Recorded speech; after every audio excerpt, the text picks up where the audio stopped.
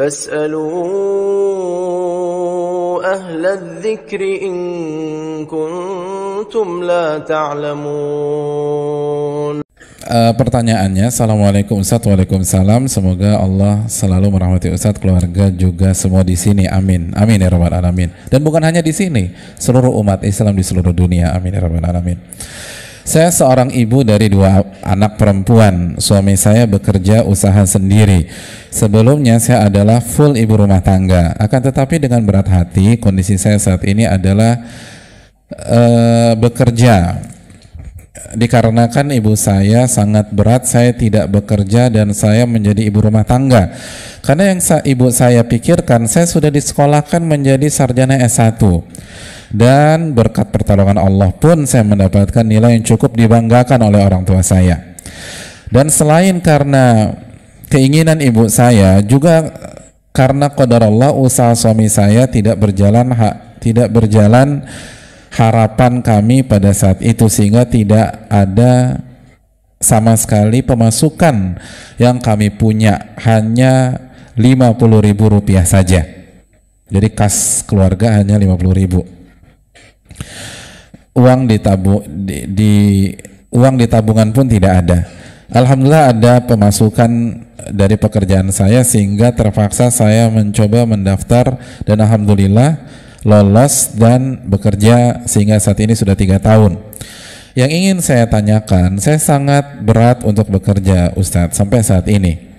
Masih panjang ya. Tapi kan udah effortnya begini nggak dibacakan, luar biasa ya. Saya hanya ingin menjadi ibu rumah tangga, tetapi ibu saya tidak mengizinkan saya keluar dari pekerjaan saya, mengingat usaha suami saya yang tidak stabil pemasukannya. Padahal suami saya tidak keberatan jika saya resign dari pekerjaan saya. Bagaimana ya Ustadz? Apa yang harus saya lakukan? Saya tidak ingin membuat ibu saya kepikiran dan tidak ingin juga menjadi anak durhaka. Apa yang harus saya lakukan Ustadz? Saya ingin sekali ikut kajian seperti ini. Adakah kajian seperti ini di Blitar? Ini adalah pengalaman pertama saya mengikuti kajian seperti ini, dan saya ingin orang tua saya khususnya ibu juga ikut kajian seperti ini, agar beliau pun tahu bahwa tugas perempuan adalah bekerja di rumah. Jazakallah khairan. Ya, makasih banyak atas pertanyaannya. Hadirin yang dirahmati oleh Allah Subhanahu wa taala, hukum bekerja bagi wanita yang sudah bersuami dan punya anak 2 seperti ini, hukumnya boleh apa tidak? Hukumnya boleh dengan syarat. Yang pertama, pekerjaannya halal. Terus juga lingkungannya kondusif,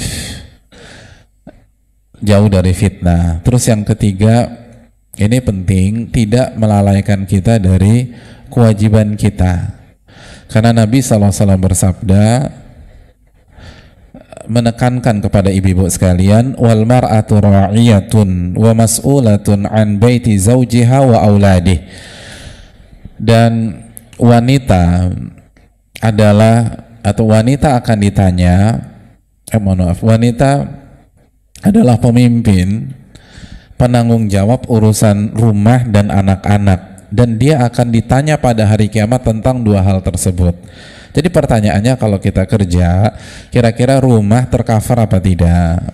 Rumah berantakan atau enggak? Karena ditanya loh, tuh ruang tamu disapu apa enggak? Terus spray digantinya berapa lama? 3 tahun sekali, atau 4 tahun sekali, atau 4 hari sekali? Itu ditanya sama Allah Subhanahu wa taala.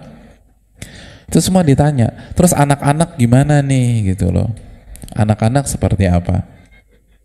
Ini yang perlu kita camkan bersama-sama. Kalau ternyata kita tidak bisa memberikan hak anak-anak kita, maka kita berdosa. Kita berdosa dengan menelantarkan mereka. Bukan dengan bekerja, tapi dengan menelantarkan mereka. Apa yang harus kita lakukan? Kalau kita tidak bisa meng-cover, ya kita harus fokus. Tapi ibu tidak mengizinkan. Hadirin, taat kepada orang tua itu bagus, wajib. Dan ini atau sikap yang bertanya menunjukkan dia punya banyak sekali sifat kebaikan. Tapi mutlak apa tidak? Tidak mutlak. La ta'ata li makhluqin fi ma'siyati khaliq, tidak ada ketaatan kepada makhluk jika mengundang atau jika bermaksiat kepada Allah Subhanahu wa taala. Jadi kalau akhirnya anak nggak keurus, walaupun orang tua tidak setuju, dengan berat hati kita bicara dengan baik-baik bahwa kita tetap harus berada di rumah. Tapi bicarakan baik-baik, jangan kasar gitu loh hadirin. Dan yang perlu kita ingat, hak anak kita bukan hanya uang hadirin, bukan hanya uang. Tapi yang terpenting dari itu semua adalah agama, pendidikan. Pertanyaannya, sudahkah kita mendidik mereka dengan benar? PR kita harus tahu konten. Untuk mendidik anak, kita harus tahu konten yang benar. Lalu yang kedua, kita harus tahu bagaimana menyampaikan konten itu dengan benar. Nah pertanyaannya, kita udah tahu belum tuh? Udah tahu iman. Nah kalau kita nggak tahu iman, gimana kita mengajarkan anak kita beriman?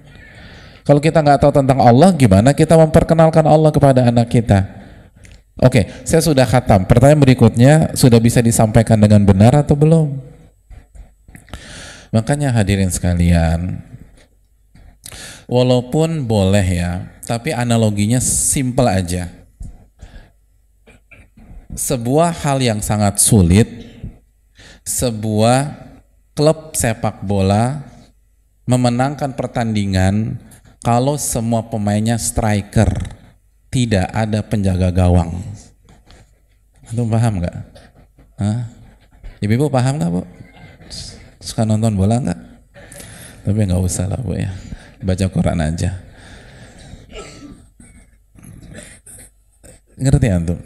Mungkin bisa menang, tapi persentasenya berapa sih? Jika semuanya striker, nggak ada back, nggak ada penjaga gawang, kira-kira bisa menang nggak? Agak berat tuh. Nah begitu juga dalam kehidupan hadirin, harus ada yang menjaga gawang rumah kita dari virus-virus akidah, virus-virus ibadah, kemaksiatan. Harus ada yang kontrol anak-anak di rumah. Apalagi ada wifi di rumah gitu. Terus yang kontrol siapa tuh? Kita nggak tahu anak kita pulang jam berapa.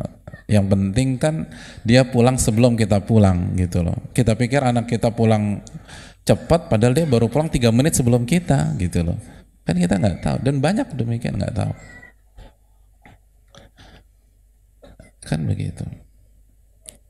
Hadirin yang dirahmati Allah, betapa banyak orang baru nanti nyeselnya belakangan gitu loh. Setelah ketangkep gitu loh, positif, pakai putau lah, pakai ganja lah, pakai sabu lah, baru nangis. Terus mengatakan anak saya baik-baik aja loh. Ya nggak mungkin baik-baik aja lah. Kalau ketangkep nyabu itu sudah proses tuh hadirin.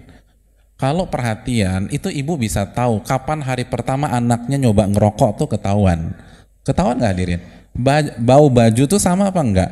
Beda. Bau mulut beda. Tapi kenapa nggak ketahuan? Begitu pas ketangkep baru ketahuan. Karena kan pas anak pulang ke rumah ibunya nggak ada di rumah. Atau ibunya lagi keluar lah. Atau nggak dipeluk tuh anak. Kalaupun ada di rumah di kamar. Jadi nggak ketahuan. PR kita banyak hadirin sekalian, khususnya ibu-ibu sekalian. Jadi pertanyaannya bisa di cover apa enggak? Ibu-ibu akan ditanya tentang anak-anak.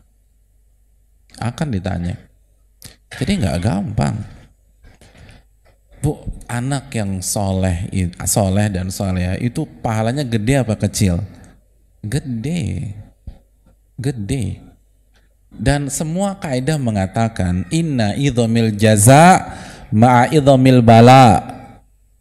Besarnya pahala itu tergantung tingkat kesulitan dan beratnya ujian. Jadi nggak mungkin mencetak anak yang soleh itu gampang. Harus totalitas.